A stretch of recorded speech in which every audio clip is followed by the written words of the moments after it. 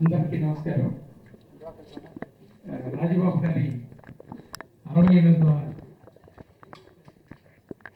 జన్మదిన సందర్భంగా, అలానే రాజబాబు మెమోరియల్ అవార్డ్స్ ఫంక్షన్ సందర్భంగా మా ఆహ్వానాన్ని మన్నించి ఈ సాయం సమయం ఇక్కడికి వచ్చిన రాజబాబు మిత్రులందరికీ స్వాగతం, సుస్వాగతం. రాజబాబు గారు ఇక్కడున్న ప్రతి ఒక్కరితోటి కనెక్ట్ అయి ఉన్నాడు ఎమోషనల్గా. ప్రతి విధంగా రాజబాబు గారు మీ అందరితోటి ఏదో ఒక యాంగిల్లో కనెక్ట్ అయి ఉంటాడు. సో రాజబాబు గారిని ప్రతి సంవత్సరం ఇలా గుర్తు చేసుకోవాలి, ఆ మెమరీస్ అన్నింటినీ మనందరం ఒకసారి కూర్చొని గుర్తు చేసుకోవాలన్న ఉద్దేశంతో ఈ అకేషన్ని ఎవ్రీ ఇయర్ ఇలా సెలబ్రేట్ చేసుకుంటూ ఉన్నాం. సో ముందుగా స్టేజ్ మీద ఉన్న అతిథులందరికీ స్వాగతం పలుకుతూ, అంటే అకేషన్ జస్ట్ రాజబాబు గారి ఇలా వర్ధంతి అనేది కాకుండా ప్రతి సంవత్సరం కూడా మనం అటు నాటక రంగం నుంచి, సినిమా రంగం నుంచి, టీవీ రంగం నుంచి కొంతమంది మిత్రుల్ని every year Rajababu memorial awards అనేది ఎవ్రీ ఇయర్ కొంతమందికి ఇస్తూ వస్తున్నాము. ఈ ఇయర్ కూడా ఒక 9 మంది మిత్రులకి ఈ డిఫరెంట్ ఇండస్ట్రీలో ఉన్న వారిని అందరినీ కూడా ఈరోజు సన్మానించుకోవడం జరుగుతుంది. అలానే ఇక్కడ రాజబాబు ఫ్యామిలీ మరియు రాజబాబు మిత్ర బృందం కలిపి ఈ ప్రోగ్రామ్ని ఆర్గనైజ్ చేస్తున్నారు. వీటన్నిటికీ కర్త కర్మ క్రియ అయిన మా భగీరథ గారికి ముందుగా వారికి థ్యాంక్స్ చెప్పాలి. ఎందుకంటే ప్రతి సంవత్సరం కూడా ఆయన సపోర్ట్ లేకుండా మేము ఈ ప్రోగ్రామ్స్ని ఇంత సక్సెస్ఫుల్గా చేయలేము. అలానే భగీరథ గారికి రీసెంట్గా ఆంధ్రప్రదేశ్ ప్రభుత్వం కళారత్న అనే అవార్డుని కూడా వారు రిసీవ్ చేసుకోవడం జరిగింది. వారిని సన్మానించుకోవాలి అనుకుంటున్నప్పుడు ఎక్కడా కూడా మాకు ఒక అకేషన్ రాలేదు. సో దీన్ని లింక్ చేస్తూ రాజబాబు మెమోరియల్ అవార్డులో వారిని కూడా ఇంక్లూడ్ చేస్తూ వారిని కూడా ఇక్కడ సన్మానించుకోవడానికి ఒక అవకాశం దొరికింది. So already about to reach 7 o'clock. So త్వరగా ఈ ప్రోగ్రామ్ని కంప్లీట్ చేయాలి. పెద్దలందరూ మాట్లాడాల్సి ఉంది, అలానే అవార్డు గ్రహీతలు కూడా మాట్లాడాల్సి ఉంది. సో మా రాజబాబు ఫ్యామిలీ తరఫున, మా మిత్ర బృందం తరఫున మరొకసారి మీ అందరికీ thank you sir for being with us. Thank you so much sir. ఇక మరో వ్యక్తి నిర్మాత శ్రీ కెఎస్ రామారావు గారిని మాట్లాడవలసిందిగా కోరుతున్నాం.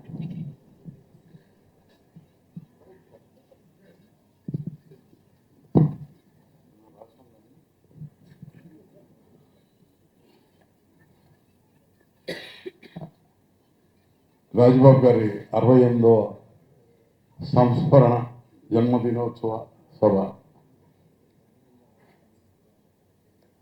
ఆ మిత్ర బృందానికి ముందుగా అభినందనలు తెలుపుతున్నా. 68 సంవత్సరాలు ఆయనతో జర్నీ చేసి ఆయన మెమరీ ఈరోజు చేసుకోవటం, ఐ థింక్ ఇంత ముందు కూడా చేశారేమో నాకు తెలియదు.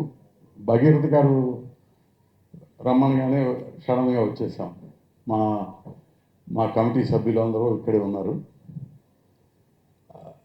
ఈ ప్రోగ్రాం గురించి ఇప్పుడు వారు చెప్తే నాకు అర్థమైంది. అయితే రాజబాబు గారిని నేను చాలా సందర్భాల్లో చాలా సినిమాల్లో చూసినట్టు గుర్తు. నాకు ఫలానా సినిమా అని నాకు తెలియదు, కానీ చాలా సినిమాల్లో యాక్ట్ చేశారు ఆయన. ఆ విధంగా ఎక్కడో పరిచయం ఉన్నట్టు ఉంది, కానీ సరిగ్గా ఆయన పిక్చర్లు ఏవో నాకు గుర్తు రావట్లేదు.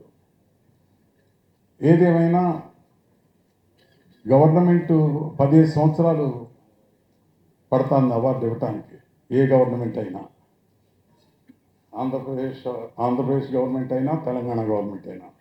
బట్ రాజబాబు గారి మిత్రమండలి మాత్రం అయితే క్రమం తప్పకుండా ఈ అవార్డులు ఇస్తున్నారేమో అనుకుంటున్నా. అది కరెక్టేనా? అయితే దానికి అంత ప్రాచుర్యం, అంత పబ్లిసిటీ, అంత ఇది జనంలోకి వెళ్ళలేదు అనుకుంటా. I think media ఇట్లాంటి ఫోకస్ చేసి గవర్నమెంట్ని కూడా, ఏ గవర్నమెంట్ అయినా ఆ గవర్నమెంట్ అయినా, లక్కీగా రేపే గద్దర్ అవార్డ్స్ ఇస్తున్నారు. తెలంగాణ గవర్నమెంట్కి ప్రత్యేక ధన్యవాదాలు, 10 ఏళ్ళైనా ఈ అవార్డులు ఇవ్వడానికి. సో మీలాంటి వాళ్ళు ప్రోత్సహిస్తే గవర్నమెంట్ కానీ మిగతా వాళ్ళు కానీ ఎంకరేజ్ చేసినట్టు అవుతుంది. వాళ్ళు త్వరగా సంవత్సరానికి ఒకసారి ఇచ్చినట్టు అవుతుంది. ఐ థింక్ శంకర్కి తెలిసి ఉంటుంది, 10 సంవత్సరాల అవార్డులు ఒకసారి ఇస్తున్నారా?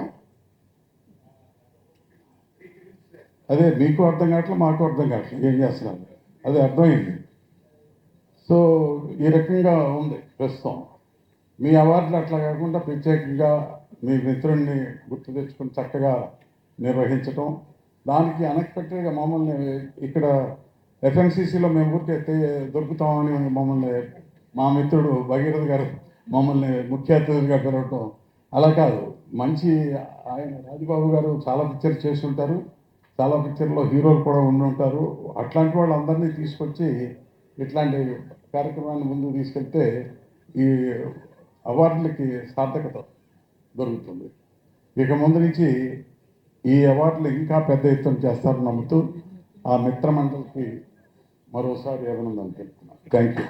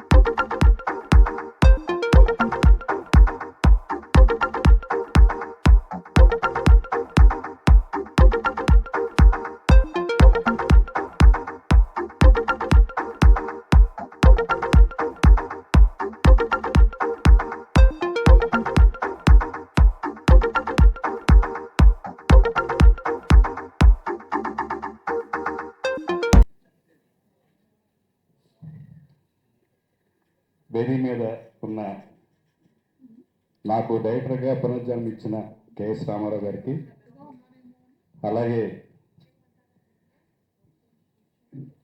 బి గోపాల్ గారు, ఆయన చూడని విజయం లేదు, బ్లాక్ బస్సెస్ అంటే బి గోపాల్ గారు, అలాగే డిఎస్ రాజు గారు తనయులు రంగమ్మ డివికే రాజు గారికి, అలాగే ఎఫ్ఎన్సి సెక్రటరీ గారికి, అలాగే ఉప్రపట్న నారాయణరావు గారికి. ఉప్రపట్న నారాయణరావు గారి షూటింగ్లోనే ఊరికమ్మన గారి షూటింగ్ జరిగేటప్పుడే రాజబాబు గారిని కలవడం జరిగింది. ఆ అదృష్టం అలా కలిగింది. ఎందుకంటే చాలా సరదా మనిషి ఆయన ఉన్నంతసేపు మంచి హోస్టు. ఆ రోజు ఏదో ఆయనే వండించుకుని కారులో పెట్టుకుని వచ్చారు రోజు మేము షూటింగ్ దగ్గర ఉన్నప్పుడు. సో నిజంగా మనకి స్టార్ కమెడియన్ రాజబాబు గారు హీరోల కన్నా ఎక్కువ రెమ్యునరేషన్ ఒక ఎరాలో తీసుకున్నారని విన్నాం. ఆ రాజబాబు గారిని ఎవరు సెలబ్రేట్ చేయట్లేదు. కానీ ఈ రాజబాబు గారి నిజంగా ఇలాంటి మిత్రమండలి ఉండటం నిజంగా ఆయన అదృష్టం. నిజంగా చాలామంది స్టార్ హీరోలైన ఉన్నారు, వాళ్ళ ఫాదర్స్ చాలా హిస్టరీ క్రియేట్ చేసిన డైరెక్టర్లు ఉన్నారు. వాళ్ళు కూడా చాలాసార్లు మీ ఫాదర్ చాలామంది ఇన్స్పిరేషను, సెలబ్రేట్ చేయండి, ఒక అవార్డు పెట్టండి అని చెప్పడం జరిగింది. ఆ డెప్యూటీ చేస్తూ ఉంటారు, ఇయర్స్ టుగెదర్ వెళ్ళిపోతూ ఉంటాయి. కానీ రాజబాబు గారు అటు నాటక రంగంలోనూ, టీవీ రంగంలోనూ, సినిమా రంగంలోనూ ఆయన పాత్ర చాలా మంచి కాంట్రిబ్యూషన్. ఎన్నో చాలా సినిమాలు నాకు తెలిసి 100 సినిమాల పైనే ఆయన సినిమాలు నటించారు. చాలా సహజమైన నటన, గోదావరి ఆ యాసతో ఆయన అన్ని సినిమాల్లోనూ అందరికీ చాలా కరెక్ట్ అయిన యాక్టర్గా ఆయన అందరికీ తెలుసు. అలాగే టీవీ రంగంలో కూడా చాలా సీరియల్స్ చేశారు. అలాగే స్టేజ్లో ఆయన ఎప్పుడు ఆ స్టేజ్ని ఎంకరేజ్ చేస్తూ ఉన్న రాజబాబు గారికి ఇలాంటి మిత్రమండలి ఉండి, ఫస్ట్ నేను ఇలాగ రాజబాబు గారు ఇలాగ ప్రతి సంవత్సరం చేస్తున్నాము, ఈ సంవత్సరం మీరు రావాలంటే నేను సన్మానం అనుకోలే. సో నాకు ముచ్చటేసింది, ఇలాంటి ఫ్రెండ్స్ ఉండి ఇలాంటి ఒక సంస్మరణ సభలాగా చేస్తున్నారని అనుకున్నాను. తర్వాత తెలిసింది, నేను పీడిఎఫ్ పంపిస్తే సన్మాన గ్రహీతలో నేనున్నాను. ఇది ఫస్ట్ టైము. చాలా సిగ్గా ఉంది, ఎందుకంటే మనం ఇంకా సాధించాల్సిన చాలా ఉంది. చాలా తొందరపడి సన్మానం జరిగినట్టుగా ఫీల్ అవుతాను. అయినా కూడా మిత్రమండలి వారు ఈ ఈ సన్మానం చేసినందుకు, నన్ను గుర్తించి ఇలా పిలిచినందుకు ముఖ్యంగా వాళ్ళకి అభిమానం తెలియజేసుకుంటున్నాను. అలాగే ఈ మిత్ర మండలి ఇలాగే రామారావు గారు చెప్పినట్టు ఆయన చాలా మందితో స్నేహపాత్రం ఉన్నారు కాబట్టి మరింత ఈ అవార్డులు మరింత జనాల్లోకి వెళ్ళాలంటే ఆ హీరోల్ని ఆ డైరెక్టర్ని ఎవరైతే ఎందుకంటే చాలా టాప్ డైరెక్టర్స్ టాప్ హీరోలతో ఆయన చేశారు కాబట్టి ఈసారి నెక్స్ట్ సభ ఆ, జనానికి తెలిసే విధంగా ఆయన సెలబ్రేట్ చేస్తే రాజబాబు గారి సంవత్సరాన్ని సెలబ్రేట్ చేస్తే బాగుంటుందని ఉత్సాహం ఇవ్వగలం చాలా వేస్ ప్రశ్నలు వచ్చాయి బట్ ఎఫర్ట్ చేస్తారని కోరుకుంటూ ఈ సభకి పిలిచి నన్ను సన్మానించినందుకు ధన్యవాదాలు తెలియజేస్తాను. Thank you.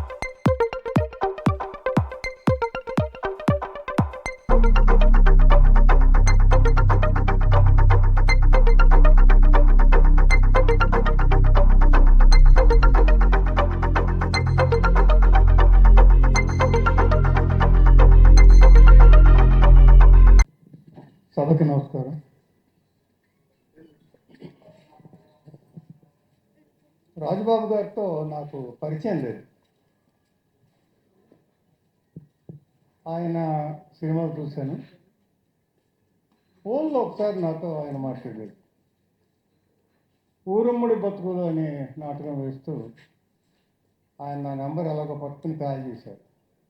దీనికి మీరు మొదట డైరెక్ట్ చేసినట్టుగా పుస్తకంలో ఉందండి, మీరు ఆ సెట్టింగ్ అది ఎలా వేశారు కాస్త చెప్పగలరా? అదే నేను ఆయనతో మాట్లాడతాను పర్సనల్గా. ఆయన వేసిన టీవీ సీరియల్స్ నేను చాలా చూశాను. ఆఖరిగా చూసింది బాబాయ్ హోటల్ అనుకుంటాను. బాబాయ్ హోటల్ యాంకర్ చేశారు ఈటీవీలో.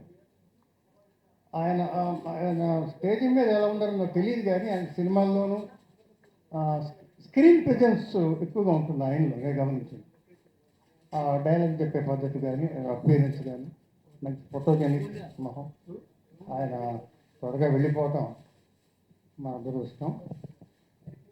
తల్లిదండ్రుల్ని వృద్ధాశ్రమాలకు పంపించే రోజుల్లో ఆయన గుర్తుపెట్టుకుని ఆయన అభిరుచికి తగ్గట్టుగా ఆయన కుమారులు కానీ ఆయన మిత్రబృందం కానీ ఇలా మాబొట్టం అని పిలిచి అవార్డులు ఇవ్వటం చాలా హర్షించదగ్గ విషయం.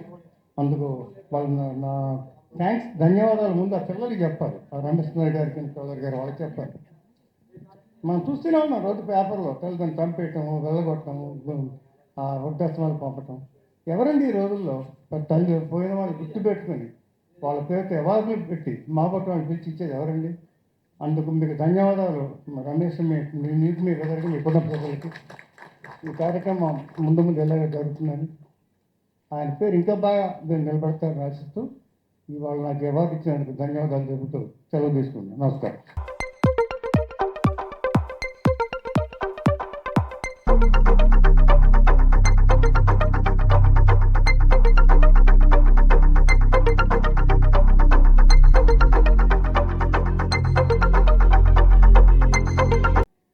వేదిక మీద ఉన్నటువంటి పెద్దలందరికీ నా హృదయపూర్వక నమస్కారాలు. విచ్చేసినటువంటి అతిథులందరికీ మరొకసారి నా ధన్యవాదాలు, నమస్కారాలు తెలియజేసుకుంటున్నాను.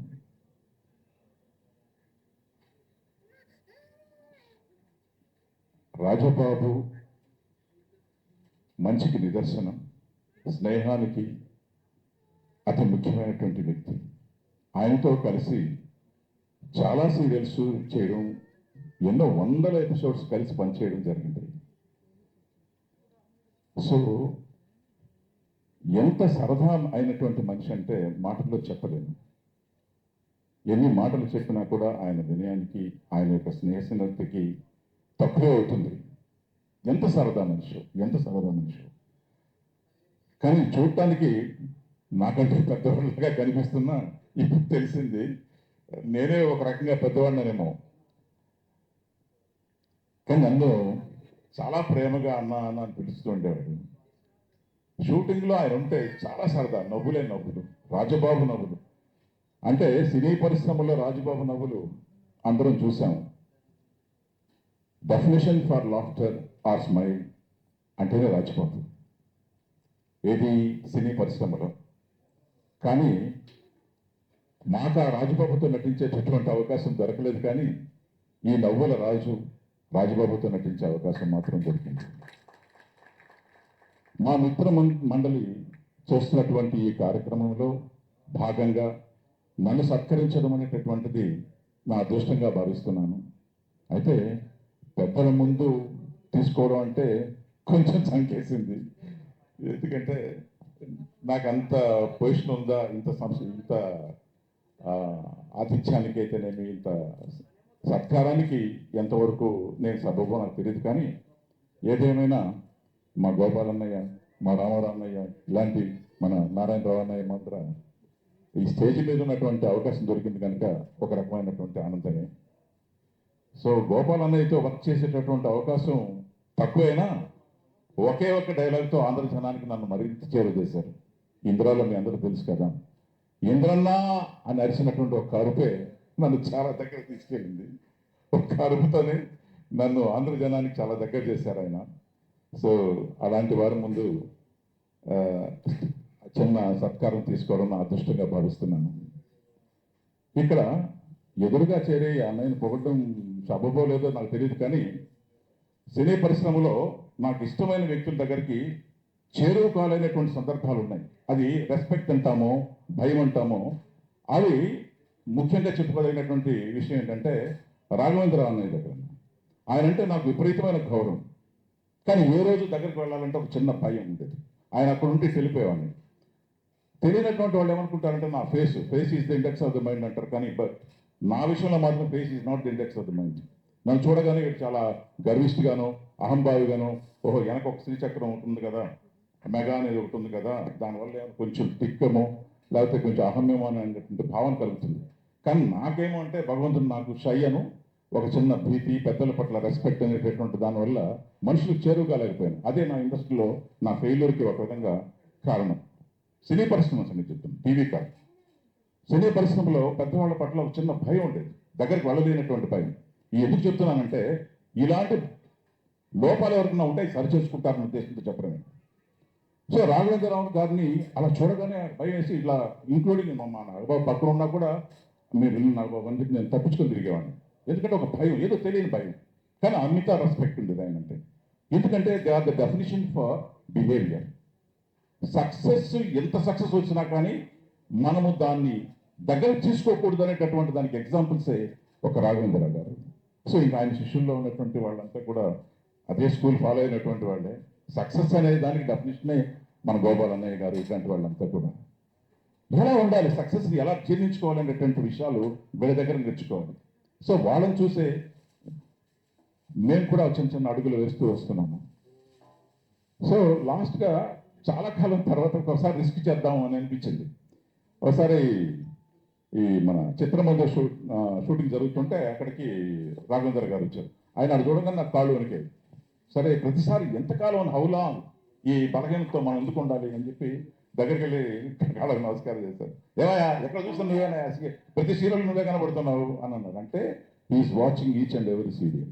అంటే చాలా కాలంగా తెలుసు నాకు. ఆయన ఎవరు చెప్తుండేవాళ్ళు పక్కన ఉన్నటువంటి వాళ్ళు, అన్నా రన్నా ఇట్లా సారు ఇట్లా Kasturi serial everyday is to watch, ప్రతి ఎపిసోడ్ ఆయన చూస్తున్నారు, మీ పర్ఫార్మెన్స్ గురించి కూడా ఈ టాక్ అబౌట్ యూ అని చెప్పడం జరిగింది. కానీ ఆయన కూడా సాహసం చేసేవాడిని కాదు. సో ఇవి ఈ విషయం ఎందుకు చెప్తున్నానంటే కొన్నిసార్లు మనల్ని అతి గౌరవం అంటామో లేకపోతే అతి దీనివల్ల మనం దూరం అవుతాం. అలాంటి వాళ్ళలో నేను ఒకరిని. సో అది ఎందుకు గుర్తు చేస్తానంటే అలాంటి బలహీనతలు ఏమైనా ఉంటే దూరం అయితే ఇలాంటి వాళ్ళకి చేరువ కావడానికి దగ్గర అవుతుందనే ఉద్దేశంతో చెప్తున్నాను. సో ఎనీహౌ ఈ అవకాశం నాకు ఇంకా మాట్లాడుతూ ఉంటే, because I came from the teaching line, I use to go on talking కాబట్టి మాట్లాడుతుంటే అనుకోవడానికి విసుగు పుట్టచ్చు. Anyhow I once again thank you. అందరికీ నమస్కారాలు తెలియజేసుకుంటున్నాను. అన్నయ్యని మిస్ అయ్యానటువంటి ఒక బాధ ఉంది. ఎంత సరదా మనిషో అంత సరదా మనిషిని భగవంతుడు కూడా తొందరగా తీసుకెళ్ళిపోయారు. అయినా కూడా మనం ఎప్పుడు మనతోనే ఉన్నాడు అనేటటువంటి విషయాన్ని గుర్తు చేసుకునే విధంగా మా మిత్రమండలంతా కూడా ఈ ఫంక్షన్ నిర్వహించుకొని వారిని ఎప్పుడు స్మరించుకునేటటువంటి అవకాశం కలిగించినటువంటి మా మిత్ర బృందానికి అందరికీ కూడా, వాళ్ళ కుటుంబ సభ్యులందరికీ కూడా నేను once again I thank one and all. And at the same time I once again thank my అన్నయ్య స్టేజ్ మీద ఉన్నటువంటి పెద్దలందరికీ వన్స్ అగైన్ ధన్యవాదాలు తెలియజేసుకుంటూ, ఈ అవకాశం ఇచ్చినటువంటి అందరికీ వాళ్ళ కుటుంబ సభ్యులందరికీ, వచ్చేసినటువంటి అతిథులందరికీ వన్స్ అగైన్ నమస్కారాలు తెలియజేసుకుంటూ థ్యాంక్ యూ అనండి. వేదికలు అలంకరించిన పెద్దలందరికీ, వచ్చిన అతిథులకి నా నమస్కారాలు. రాజాబాబు గారిని నేను గారు కంటే నేను బాబాయ్ అని పిలిచేదాన్ని. ఆ, ఎలా అంటే నేను కొంచెం రిజర్వ్డ్గా ఉండేదాన్ని షూట్లో, కానీ ప్రతి షూట్లో ఆయనతో నేను 3 ప్రాజెక్ట్స్ వర్క్ చేశాను. అభిషేకం, రాధామధు అండ్ మనసు మమత. మోర్ దెన్ 6 ఈ 3 సీరియల్స్ కలిపి నేను 6 ఇయర్స్ వర్క్ చేశాను.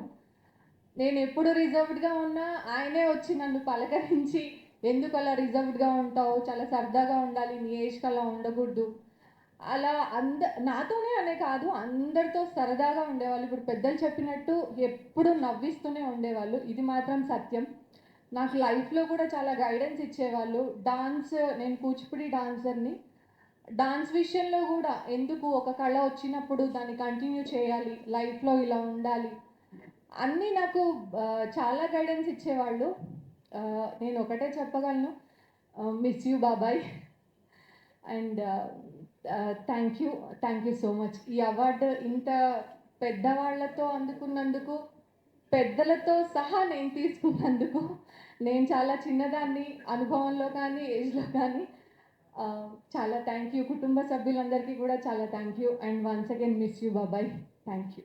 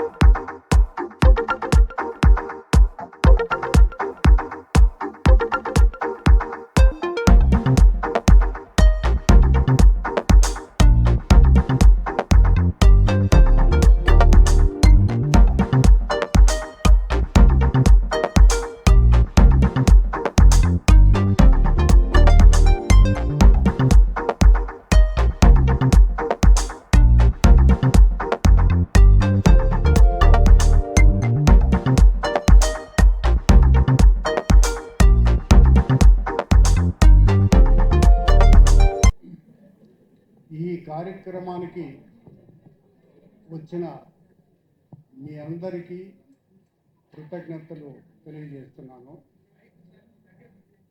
రాజబాబు గారు మా అందరికీ కావలసినటువంటి మిత్రుడు. అందుకనే బ్రహ్మం గారు, వెంకట్రావు గారు, కుమార్ గారు, నాగేశ్వరరావు గారు, వారిద్దరి పిల్లలు రమేష్ గారు, చౌదరి గారు ప్రతి సంవత్సరం జయంతి రోజున ఒక వేడుకలాగా నిర్వహిస్తూ ఉంటారు. అయితే గతంలోనే నాకు అవార్డు ఇస్తానంటే నేను వద్దన్నాను. మొన్న కూడా నాకెందుకండి, ఎవరికన్నా ఇద్దామంటే కాదు మీ కళారత్నం వచ్చింది కాబట్టి తప్పకుండా మీరు ఒప్పుకోవాలి అని ప్రెషర్ చేశారు. అన్నిటికంటే ముఖ్యంగా రామారావు గారు, రంగారావు గారు, ఇప్పుడే వచ్చారు సదాశివరెడ్డి గారు, వీళ్ళంతా కూడా ఇక్కడి నుంచి వచ్చారు. ఉప్పలపాటి నారాయణరావు గారు, ఆయన మొదటి సినిమా దగ్గర నుంచి తెలుసు.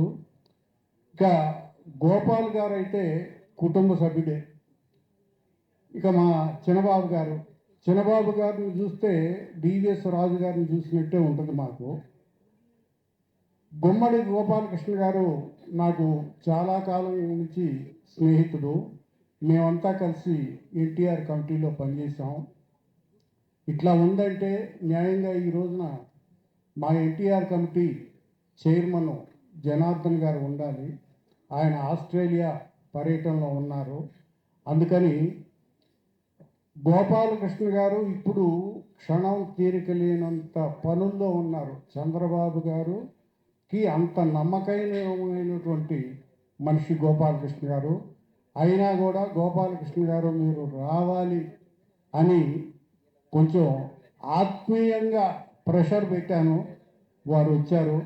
చాలా సంతోషం గోపాలకృష్ణ గారు మీరు రావటం. ఇంతమంది వచ్చిన తర్వాత ఈ సన్మానం జరగటం నాకు చాలా చాలా సంతోషం. రాజబాబు గారితో ఒక్కసారి పరిచయం అయితే జీవితాంతం ఎవరు మర్చిపోలేరు. ఎంత ఎత్తు ఎదిగినా ఒదిగి ఉండాలనే తత్వం ఆయనది. ఎంత నిరాడంబరంగా ఆత్మీయంగా ఉంటాడో చెప్పలేము. సో మీ అందరికీ మరొక్కసారి ధన్యవాదాలు తెలియజేస్తున్నాను. Thank you sir. రంగారావు గారు పనులన్నీ పక్కన పెట్టి వచ్చారు. థ్యాంక్ యూ రంగారావు గారు.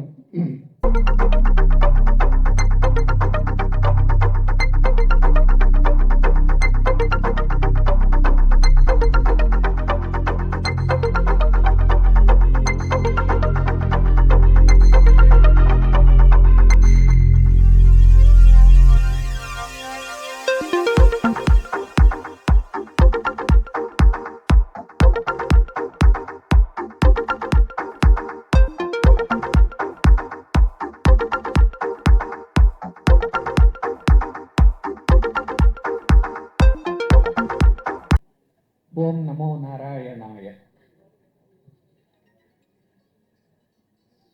శ్రీమాన్ రాజుబాబు గారి 68వ జయంతి వేడుకలు.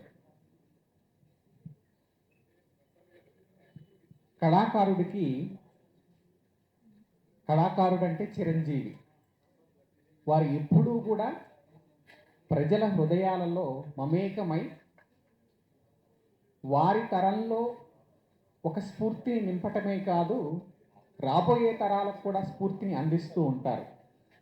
అందుకే జయంతితో సుకృతినో రససిద్ధ కవీశ్వరాహ అంటారు. అంటే అక్కడ ఒక కవి మాత్రమే కాదు, కళాకారుడు. కళ అంటేనే చైతన్యానికి సంకేతం. కళ వినోదాన్ని మాత్రమే అందించదు, విజ్ఞానాన్ని అందిస్తుంది, జాగృతిని అందిస్తుంది, ఒక చైతన్యమైనటువంటి స్ఫూర్తిని అందిస్తుంది, ఒక మార్గదర్శకత్వాన్ని అందిస్తుంది. ఎందుకయ్యా ఈ విషయాలన్నీ చెప్పుకోవటం అంటే, ఈ విషయాలన్నీ కూడా ఇప్పుడు రాజుబాబు గారించి చెప్తున్నటువంటి మిత్రులు కానీ, వారి సహచరులు కానీ, వారి కుటుంబ సభ్యులు కానీ వారిని స్మరించడానికి గల కారణాలు, ఒక పురోధి చేసుకున్నటువంటి సుసంపన్నమైనటువంటి లక్షణాలు. అటువంటి లక్షణాలతో వారు ఈ ఈ ఈ తరానికి స్ఫూర్తిని అందిస్తూ కళ ద్వారా వారి జీవితాన్ని సుసంపన్నం చేసుకున్నారు. కాళిదాసు అంటారు, కావ్యేషు నాటకం రమ్యమని. అటువంటి నాటకాన్ని పునాదిగా చేసుకుని రంగస్థలంపై వారు నర్తించి, తదనంతర కాలంలో బుల్లితెరపై, ఆ తరువాత పెద్ద తెరపై వారి యొక్క ప్రతిభను పండించటమే కాదు, అందరితో మమేకమవుతూ స్నేహపూరితమైనటువంటి వాత్సల్యంతో అందరినీ ఏకం చేస్తూ నడిచినటువంటి మహనీయులు వారు. వారి యొక్క జయంతిని అనేక రంగాలలో ఉన్నటువంటి వ్యక్తులను గుర్తిస్తూ, ఆ ప్రతిభను గుర్తిస్తూ వారికి పురస్కారాలు అందించడం అనేది మహోన్నత కార్యక్రమం. ఆ కార్యక్రమాన్ని నిర్వహిస్తున్నటువంటి వారి మిత్రమండలికి, అలాగే వారి కుటుంబ సభ్యులకు కూడా హార్దికమైనటువంటి శుభాభినందనలు, ధన్యవాదాలు తెలియజేస్తున్నాం. ఇక ఈనాటి కార్యక్రమంలో మన తెలుగు జాతి కీర్తిని అంతర్జాతీయంగా పరివ్యాప్తి చేసినటువంటి మహనీయులు ఉన్నారు ఇక్కడ. గుమ్మడి గోపాలకృష్ణ గారు ఉన్నారు, గోపాల్ గారు ఉన్నారు. వీరందరూ కూడా భారత జాతి ఖ్యాతిని అంతర్జాతీయంగా దేదీప్యమానం చేసినటువంటి లబ్ధ ప్రతిష్ఠులు. ఎందుకంటే ఒక జ్యోతి మరొక జ్యోతిని వెలుగులోకి తీసుకొచ్చినట్లుగా రాబోయే తరాలకి వీరంతా మార్గదర్శకులు, స్ఫూర్తి సందేశాన్ని అందించేవారు. అలాగే ఈ సభలో వెనిగళ్ళ రాంబాబు గారు కూడా ఉన్నారు. అన్నమయ్య పదగోపురం అంటూ వారు నా గురించి తెలియజేస్తున్న సందర్భంలో వారు అన్నమయ్య పదగోపురానికి అద్భుతమైనటువంటి ప్రసంగాన్ని ఆకాశవాణికి అందించడం జరిగింది. తరువాత దాన్ని మేము పుస్తకంగా తీసుకురావడం జరిగింది. వారు చక్కటి విశ్లేషణ చేశారు అన్నమాచార్యుల వారి గురించి. అన్నమాచార్యుల వారి సంకీర్తనలో కూడా నా రంగం సాహిత్య రంగం, పరిశోధనా రంగం, అందులో కాస్తో కోస్తో శ్రీ వెంకటేశ్వర స్వామి వారి, అన్నమాచార్యుల వారి అనంత మంగళాశాసనాలతో కృషి చేసి తంజావూరులో ఉన్నటువంటి అలభ్యమైన అన్నమయ్య కీర్తనని మేము తీసుకురాగా ఆచార్య వేటూరి ఆనందమూర్తి గారు, అలాగే పద్మభూషణ పురస్కృతులైనటువంటి మహనీయులు డాక్టర్ వరప్రసాద్ రెడ్డి గారి సంపాదకత్వంలో తిరుమల తిరుపతి దేవస్థానం వారు 2 సంపుటాలుగా ప్రచురించారు తాళపాక సంకీర్తనలుగా. అంటే ఒక కళ అనేది, సాహిత్యం అంటే సమాజానికి మేలు చేసేది, అలాగే సాహిత్యం చైతన్యాన్ని అందించేది. కళ ఏ రూపంలో ఉన్నప్పటికీ అది సంగీతం కావచ్చు, సాహిత్యం కావచ్చు, చిత్రం కావచ్చు, చలనచిత్రం కావచ్చు, లేదా నాటకం కావచ్చు, ఇవన్నీ కూడా మన యొక్క జాతి జ్యోతులు, జాతి విజ్ఞాన జ్యోతులు. వాటన్నింటినీ కూడా అందించాలి. ఇవాళ సభలో విశేషం ఏమిటంటే వారి కుటుంబ సభ్యులు కేవలం ఒక రంగానికి మాత్రమే పరిమితమైన వారికి ఈ పురస్కారాలు అందించటంలా అన్ని రంగాల నుంచి వారు లబ్ధ ప్రతిష్ఠను తీసుకుని అటు పత్రికా రంగం కావచ్చు, ఇటు చలనచిత్ర రంగం కావచ్చు, ఇక్కడ బుల్లితెర కావచ్చు, నాబోటి సాహితీ రంగంలో పరిశ్రమిస్తున్నటువంటి జిజ్ఞాసువులు కావచ్చు, వీరందరినీ మేళవించటంలో ఉన్నతమైనటువంటి ఆదర్శం కనిపిస్తుంది. ఒక సూర్యకాంతి, ధవళ వర్ణంలో ఉన్నటువంటి ఒక సూర్యకాంతి ఏ విధంగా 7 రంగులుగా విస్తరిల్లి ఇంద్రధనస్సుగా మనకి ఆహ్లాదాన్ని అందిస్తుందో, అలాగే ఈ సభ వారి యొక్క కీర్తి లతలు అన్ని రంగాలలో ఉన్నటువంటి వారిని గుర్తించి వారికి ప్రతిభా సంపన్నతతో కూడినటువంటి పురస్కారాల్ని అందించటం మీరందరికీ కూడా, మిత్రమండలికి అలాగే కుటుంబ సభ్యులకి కూడా నమస్సుమాంజలు సమర్పిస్తున్నాను. ఈ విధంగా ఒక మనిషి యొక్క, ఒక వ్యక్తి జీవితం ఎప్పుడు పరిపూర్ణం అవుతుందయ్యా అంటే ఇన్నేళ్లు బ్రతికినందుకు కాదు, ఇంత సంపాదించినందుకు, భౌతికమైన ఆస్తి సంపాదించినందుకు కాదు, లేదా ఏవో రకరకాల వ్యాపారాలు చేసినందుకు కాదు, జాతికి మనం ఏమి ఇవ్వగలిగాం అది నిలిచి ఉండేది. అందుకే కళాకారుడు ఎప్పుడూ చిరంజీవి అని నేను ప్రారంభించినటువంటి ఉపోద్ఘాతంలోని అంశం. వారి యొక్క జన్మ సార్థక్యం అయ్యింది అనటానికి ఈ పురస్కారాలు ఒక నిలువెత్తు సంకేతం. అంతేకాదు వారు ప్రతి సంవత్సరం ప్రారంభంలో చెప్పినట్లుగా ప్రభుత్వాలైనా ఆలస్యం చేస్తున్నాయేమో కానీ రాజుబాబు గారి మిత్రమండలి కానీ వారి కుటుంబ సభ్యులు కానీ ప్రతి ఏడాది కూడా ఈ కార్యక్రమాన్ని నిర్వహిస్తున్నారనటం వారి అంకితానికి, అంటే అంకితబద్ధమైనటువంటి సేవకు, అలాగే వారి తండ్రి గారి పట్ల, వారి స్నేహితుడి పట్ల ఉన్నటువంటి ఆ గొప్ప లక్షణానికి సంకేతం. దానికి మనం అందరం వారిని అభినందిద్దాం కరతాళ ధ్వనులతో. అలాగే మన వాగ్గేయకారుల్లో అన్నమాచార్యుల వారు తొలి వాగ్గేయకారులు మాత్రమే కాదు, దక్షిణ భారతదేశానికి అంతటికీ కూడా ప్రథమ వాగ్గేయకారులు. ఒక తల్లి సాయం సంధ్య వేళ తన మురిపాల బిడ్డను పొత్తిళ్లలో ఒదుగుకుని సాయం వేళ చందమామను చూపిస్తూ చందమామ రావో జాబిల్లి రావో అని కమ్మని గోరుముద్దలతో ఆ బిడ్డకు ఆప్యాయంగా గోరుముద్దలు తినిపిస్తుంది. తల్లి ప్రేమకు మురిసిన బిడ్డ, అన్నమయ్య పాటకు మురిసిన బిడ్డ హాయిగా కమ్మగా నిద్రపోతాడు. ఆ తర్వాత ఆ పిల్లవాడిని, ఆ బిడ్డను ఉయ్యాలలో పడుకోబెట్టి జో అచ్యుతానంద జోజో ముకుంద రావే పరమానంద రామ గోవింద అని తల్లి నిద్రపుస్తుంది. ఈ 2 పాటలు ఇచ్చిన మహనీయుడు ఎవరయ్యా అంటే అన్నమాచార్యుల వారు. కను మూయుటొకటి, కను తెరచటొకటి. కను తెరచటం అంటే మనకి వేదాంతంలో ఈ జనన మరణ చక్ర బ్రహ్మణం ఉంటుంది కదా, కను తెరచుటొకటి, కను మూయటొకటికి. నానాటి బతుకు నాటకము, పుట్టుటయు నిజము పోవుటయు నిజము. ఇక్కడ నాటకం అన్నాం కాబట్టి నానాటి బతుకు నాటకము, పుట్టుటయు నిజము పోవుటయు నిజము. అలాగే అనేక సంకీర్తనలు, ఒక లాలిపాట, ఒక జోలపాట, ఒక పెళ్లి పాట, అలాగే ఒక స్వామివారికి ఏకాంత సేవలో పాడుకునే పాటలు, పవళింపు సేవలు, తిరువీధుల మెరసి దేవదేవుడు గరిమల సింగారములతోడని బ్రహ్మోత్సవాల పాటలు, అలాగే ఏది తుద దీనికి ఏది మొదలు, ఎన్ని వేదనలు ఎన్ని దుఃఖములు. అంటే ఒక జీవుడి యొక్క ఆత్మతత్వ విచారాన్ని ఎంత అద్భుతంగా అన్నమాచార్యులు వారు తీసుకొస్తారంటే, ఎన్ని వేదనలు ఎన్ని లంపటములు ఎన్ని దుఃఖములు, ఏది తుద దీనికి ఏది మొదలు, పాదుకును హరిమాయ పరగు జీవునికి అంటూ మరల వెంటనే అంటారు, తెలిసితే మోక్షము తెలియకున్న బంధము కలవంటిది బతుకు గనునికి. ఎందుకు బాధపడతాయే, ఇన్ని దుఃఖాలు ఉన్నాయి, ఇన్ని వేదనలు ఉన్నాయి, ఇన్ని పరితాపాలు ఉన్నాయి, అవన్నీ ఏమిటంటే కలవంటిది బతుకు గనునికి. యోగ వాసిష్టంలో చెప్పబడిన విషయం అన్నమాట. అంటే నువ్వు తెలుసుకుంటే ఇందులోనే ముక్తి ఉంది, తెలియకపోతే బంధంలో ఉంది. అంటే ఒక మానసిక తత్వ శాస్త్రవేత్త ఏ విధంగా మనకి కావలసినటువంటి బలాన్ని అందిస్తాడో అన్నమయ పాఠాల అందిస్తుంది. నువ్వు మర్చిపోవాలంటే క్షణకాలం, ఒక కళను ఏ విధంగా మర్చిపోతామో అలాగే ఈ కష్టాలని సుఖాలని కూడా మర్చిపోయే సమత్వం అని ఆనతిచ్చే కృష్ణుడు అర్జునునితో విని ఆతని భజింపు వివేకమా అనేటువంటి భగవద్గీత సందేశాన్ని అతి సులభమైన పాటలుగా అన్నమయ్య అందించాడు.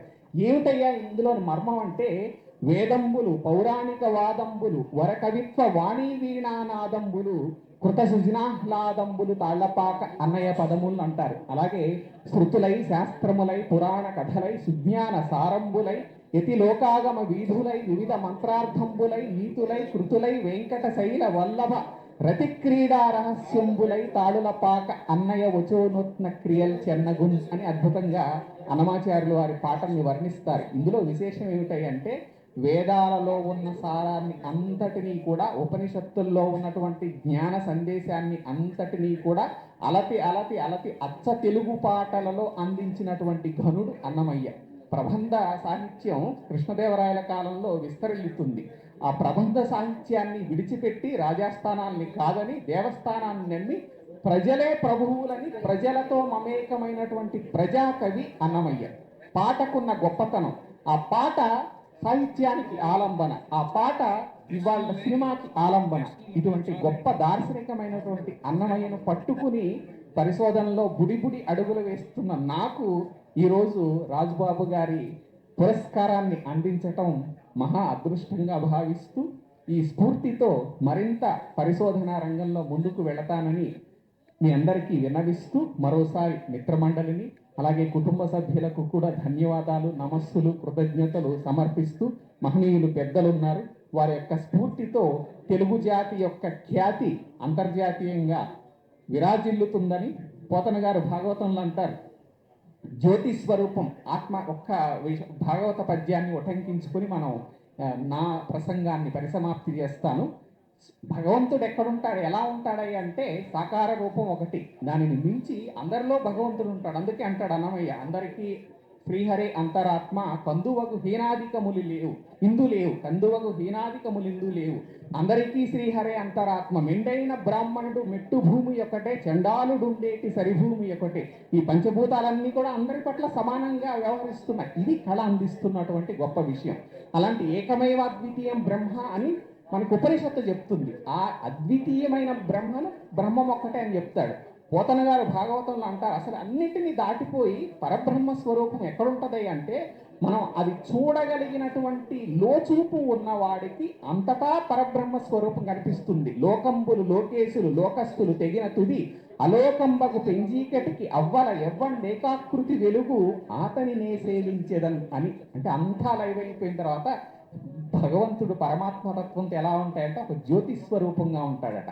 ఆ జ్యోతి స్వరూపంలో ఉన్న భగవంతుని నేను సేవిస్తున్నాను, శరణాగతితో ప్రార్థిస్తున్నాను అని పోతన గారు వంటి మహనీయులు మనందరికీ అద్భుతమైన సందేశాన్ని అలా ఇచ్చారు. ఆత్మతత్వం అంటే, ఆత్మతత్వం ఎప్పుడు కూడా మనకి గీతలో చెప్పినట్లుగా మనకి వాసాంసి జీర్ణాన్ని యథా విహాయ నవాని గృహ్ణాతి నరోపరాణి తథా శరీరాన్ని విహాయ జీర్ణ అన్యాని సంయాతి నవాని దేహి అన్నట్లుగా ఆ పరబ్రహ్మ స్వరూపంలో ఉన్నటువంటి ఆత్మతత్వం ప్రకాశించినట్లుగా ప్రతి జీవాత్మ కూడా ప్రకాశిస్తూనే ఉంటుంది. ఆ ప్రకాశిస్తున్నటువంటి రాజుబాబు గారి జీవాత్మ కూడా ఇక్కడే ఉంది అన్నమాట. వారికి నమస్సులు అందిస్తూ వారి స్ఫూర్తితో మనం ముందుకు వెళదామని, దానికి కావలసినటువంటి దేదీప్యమైనటువంటి అనంత మంగళాశాసనాలు శ్రీ వెంకటేశ్వర స్వామి వారు మనందరికీ అందించాలని ప్రార్థిస్తూ ధన్యోస్మి. స్వస్తి.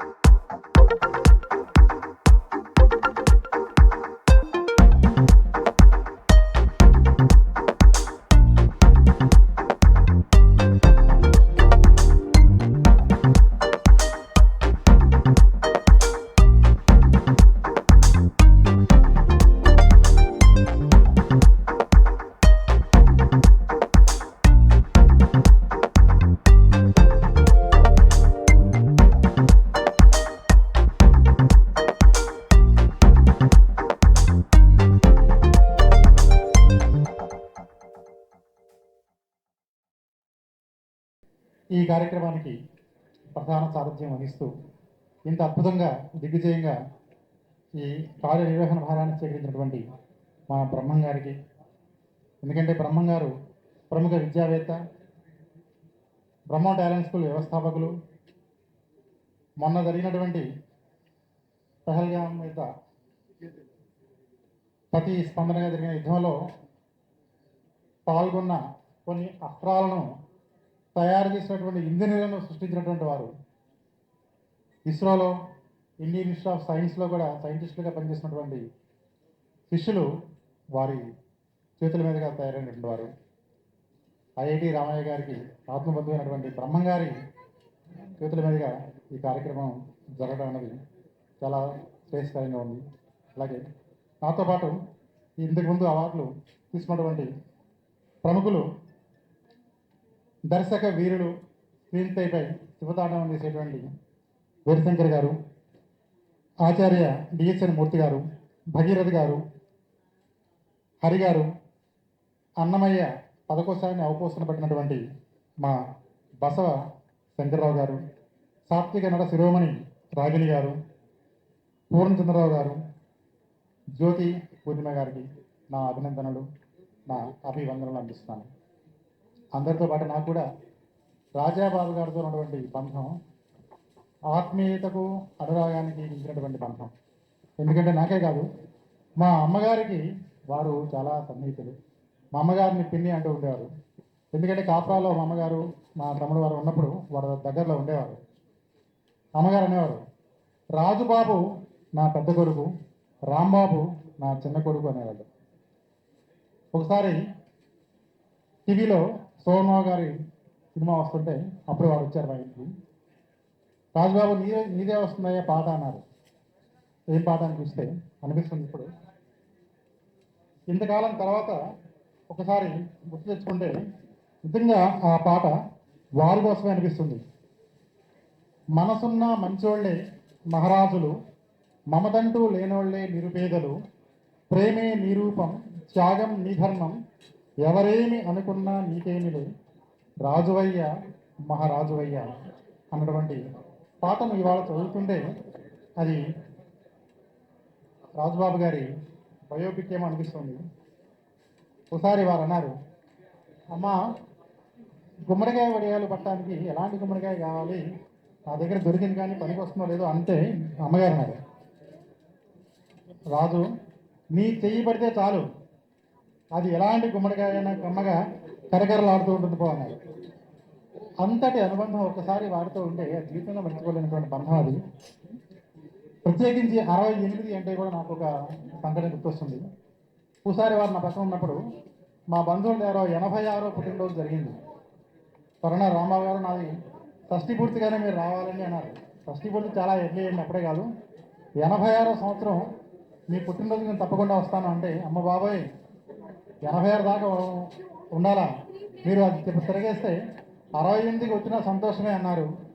నిజంగా మరి మహానుభావుడు ఎందుకు క్షణం అన్నారు. 68వ పుట్టినరోజుకే నేను రావడం జరిగింది. అష్టాషష్ఠి అంటాం. మరి అటువంటి మహనీయుని గురించి చెప్పాలంటే ఎంతో చెప్పొచ్చు.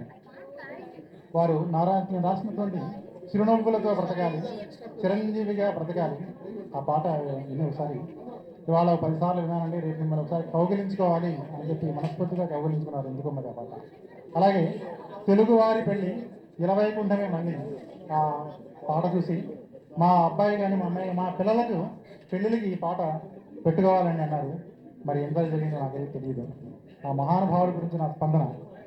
రాజుబాబు గారంటే పరిణితి చెందిన వ్యక్తిత్వం, పసిపిల్లవాడి మనస్తత్వం. రాజుబాబు గారంటే మనసుతో విడదీయలేని ముడులు, తెలుగువారి తీయని పలుకు బడులు. రాజుబాబు గారంటే జీవితం తొణగిసలాడే నటన అణుమాత్రం లేని జీవితం. వారి యాక్టింగ్ నిండా లైఫ్ ఉంటుంది, కానీ వారి లైఫ్లో యాక్టింగ్ ఉండదు. రాజుబాబు గారంటే ఆకలి తీర్చే బాబాయి హోటల్, అచ్చ తెనుగు ఆని ముత్యాల మూటలు. అటువంటి మహానుభావుని జన్మదిన సందర్భంగా నన్ను పిలిచి సత్కరించినటువంటి పెద్దలందరూ కూడా శిరస్సు ఉంచి నమస్కరిస్తూ సెలవు